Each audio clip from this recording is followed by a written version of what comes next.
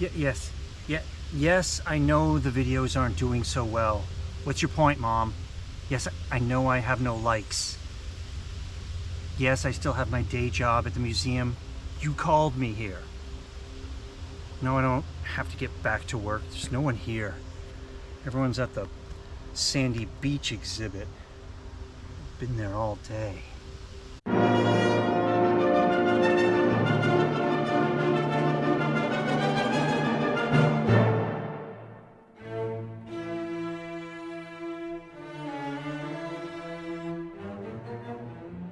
Bees in the genus Bombus are found on all continents except for Africa and Australia. There are about 260 species worldwide and about 47 species in North America. Nearly half of all the North American species belong to the subgenus Pyrobombus.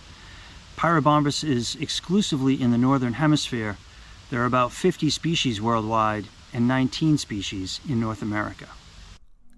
In this video, we will take a closer look at 4 species that display the broad variability of color for the Pyrobombus subgenus: the western Bombus vosneseskii, the eastern Bombus impatiens, and 2 more western species, Bombus centralis and Bombus vancouverensis. These bees visit a wide variety of plants to collect pollen and nectar. Individual bees attempt to optimize their foraging and may visit only 1 or 2 locally abundant species. The genera pictured here are among the plants they commonly utilize. The first of these species was described by Octavius Radowskowski, who described several Old World Bombus and one from California from the explorations of the Russian naturalist Ilya Vosneseskii, who made expeditions to Russian-owned lands on the west coast of North America. Octavius named this Bombus after him. Octavius even provided a color illustration of the new species. Vosneseskii is a relatively small black bombus with yellow hair on its pronotum and its entire face. It also has a very distinctive yellow band on tergite 4. All other tergites are black. Vosneseskii has an overlapping range with the similar Californicus. The 2 species can be separated on the basis of hair color on the face. Vosneseskii sports bright yellow hair on its face, while Californicus has only black hair. Vosneseskii is not a giant of the genus. Female workers can range anywhere from 8 to 17 millimeters. Queens can reach 21 millimeters. This is large among bees in general, but not very large for Bombus. The next year, in 1863, Ezra Cresson described a new species from 7 male specimens that all had pale yellow hair on their thorax and first abdominal segment. The rest was black, except for some yellow hair on their faces. He gave them the name impatiens. This is the female, otherwise known as the worker. She loosely resembles the males, but with no yellow hair on her face. Impatiens is perhaps the most common bombus in eastern North America. Its distribution is on the rise too, since it has been used in the commercial greenhouse industry. It is an adaptable species that has escaped from cultivation in parts of the West. This is the male, and it fits Cresson's description well. All male bombus have a strange look. With a broad thorax and a small abdomen, they also have a tendency to keep their fur coats clean from pollen and spilled nectar that often mats down the fur of the harder-working females. This is the queen. Her yellow coat is a rich golden color, carefully cropped, where the worker's coat is pale and a little unkempt. Her black hair is jet black, disappearing in front of a dark background. The sight of these large bees foraging is a sure sign of spring in the east. As far as length goes, impatiens is typical for the genus.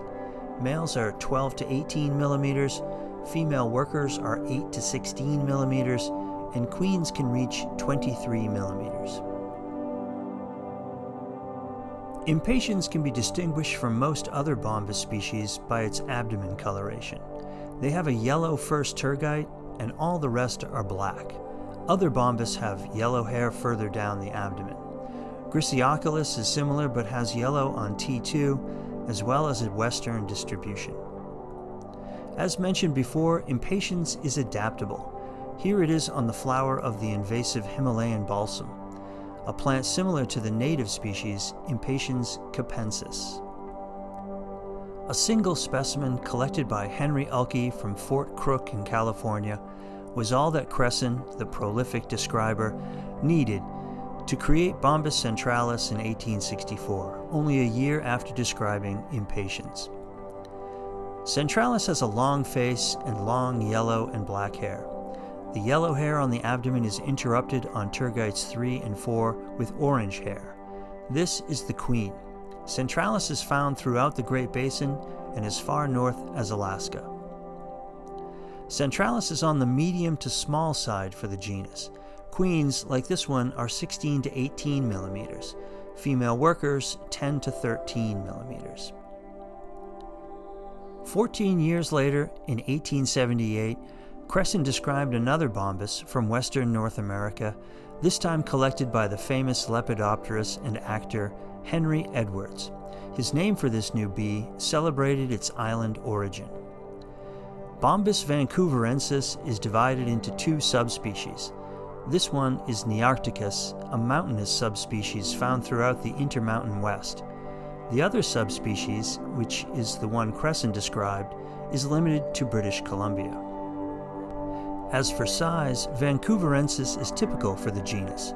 Female workers range from 8 to 14 millimeters, queens 15 to 19 millimeters.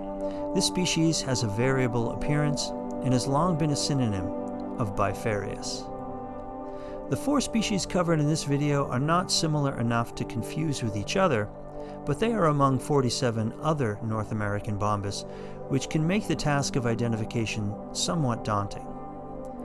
Most species can be recognized by a combination of colors on the face, the thorax, and especially the abdomen. Many guides can be found online and usually dedicated to your particular area. There are also many fine books on bombus that cover much more information. Abdominal color is a great place to start. Since abdominal color is easily seen in the field, bees can very often be determined on the wing. Also, photographs of these easily approached subjects can often be more than enough to make a determination.